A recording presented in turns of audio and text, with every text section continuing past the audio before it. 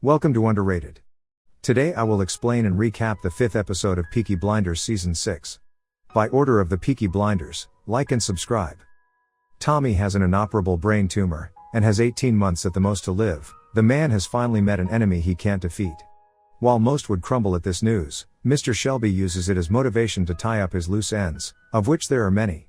Watch out world, there's nothing more dangerous than a man with nothing to lose. His first order of business is terrorizing the owners of Small Heath's local opium den, Arthur's happy place. He sets down a heavy briefcase and lets it fall open so that the poor Chinese couple that run the place get an eyeful of the bomb merrily ticking away inside. They've got 4 minutes to clear their cellar of junk, or they're all toast. Clearly Tommy's recent bad news now means trouble for everyone else in his path. The gear is swiftly handed over and they vow to stop dealing. The wife thinks the bomb is a fake, but Tommy has never been a bluffer. He drops the bag into the canal just before it explodes, leaving billowing smoke and the words "by order of the Birmingham District Council" hanging in the air. Hasn't quite got the same ring to it. The Shelbys have gathered at the garrison for the latest family meeting. Finn is present with his new wife Mary, but his marriage isn't the biggest news. Tommy springs his 20-year-old illegitimate son Duke on the family, without warning or preamble. Understandably, wife Lizzie is seething. Sister Ada Thorne asks for a stiff drink, and Arthur serves his new nephew a Shelby breakfast, a tumbler of neat whiskey, which he refuses. Ada looks put out at having traveled all the way up from London for a meeting that could have been an email. Finn's not the only familiar face making a return. Linda Shelby, Arthur's estranged wife, has been persuaded back by the Pied Piper too. She promises to help her unhinged husband through God's work, sweetened with £10,000, around £200,000 in today's money, that Tommy promises to donate to her Quaker Foundation, which has missionaries around the world. She'll name one in Tommy's honor. Well, that was easy. It's an episode of snappy scenes, there's not a second to spare. Tommy's at his next appointment with Union man Hayden Stagg at Liverpool docks. Rather than running the opium thief over the coals, Tommy instead gives him a wedge of cash in thanks for getting through to Arthur about his drug habit. Gratitude isn't the only reason Tommy is here. He wants Stagg in on the new Boston deal, to handle Nelson's guns and ammo shipments with more care than he did Tommy's powder. Stagg attempts to psychoanalyze Tommy, whose response is to point a shooter in Stagg's unflinching face. "When my last bit of business is done, I will indeed be an ordinary mortal man," Tommy says dead-toned. Back at the Shelby betting shop, Finn is having trouble fixing a match. The referee is refusing his bribes. He seeks advice from a squiffy Arthur who spouts Bible passages at Finn and his lackey Billy, last seen in the Series 5 finale, snitching on the phone. Arthur, all fire and brimstone, orders them to summon the ref. When the poor man is hauled into the office in front of Arthur, Finn, Billy, and Duke, he threatens to tell the police, but the old bill is already in the gang's pocket. "Just blow the whistle and fix the match," Billy urges, but instead the ref threatens to blow his whistle to the press. "I will not do a bad thing," he vows.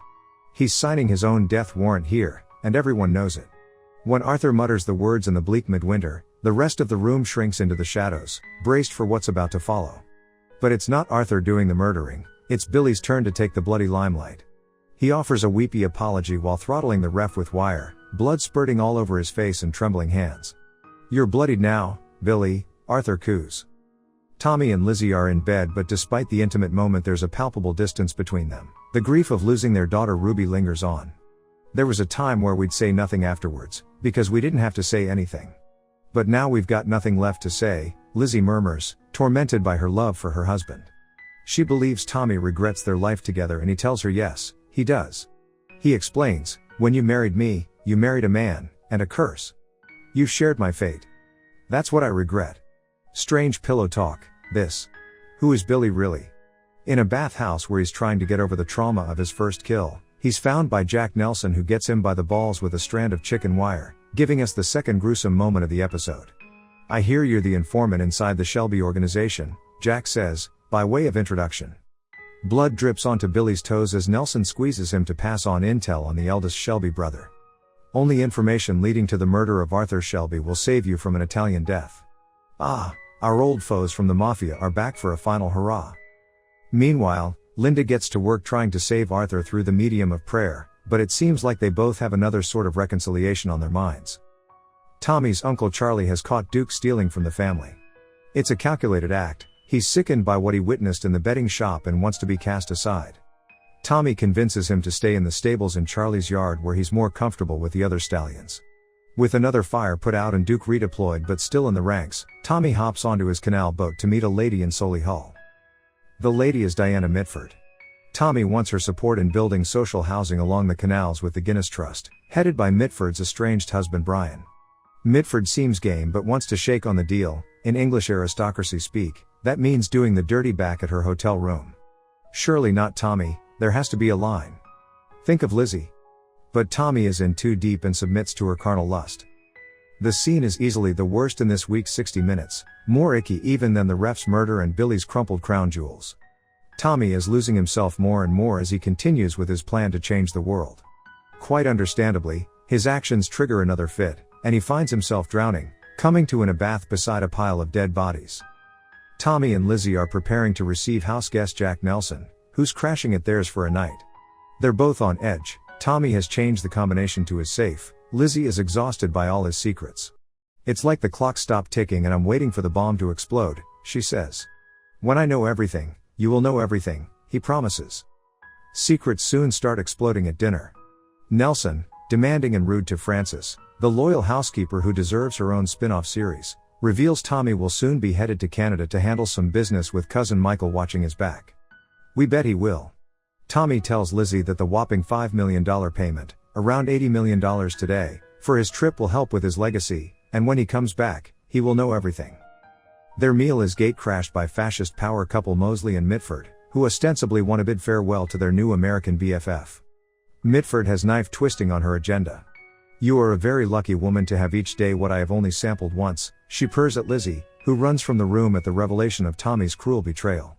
Mitford retains her crown for being the most odious creature at that table. A wife like Lizzie isn't suitable for Tommy's new trajectory, they say. They're right, he confirms, Lizzie doesn't deserve him, or what he will become. She deserves better. For all I try to hide it. I'm just one of you. Could there be a sadder ending? We'll soon find out in the show's finale next week. There will be a war, and one of you will die. In Boston, a blizzard is swirling as a Jack Nelson lackey dressed as a priest visits Michael, who has made a pact with his dead mother in a fever dream. He passes on the news that their boss is finally willing to spring Michael from behind bars, but he must answer a question first. Before he can ask, Michael beats him to the punch, confirming, "When I am released, it is my intention to kill Tommy Shelby." Thank you for watching. Give us a thumbs up and subscribe if you enjoyed my video. Check out this other cool clips and have a great day.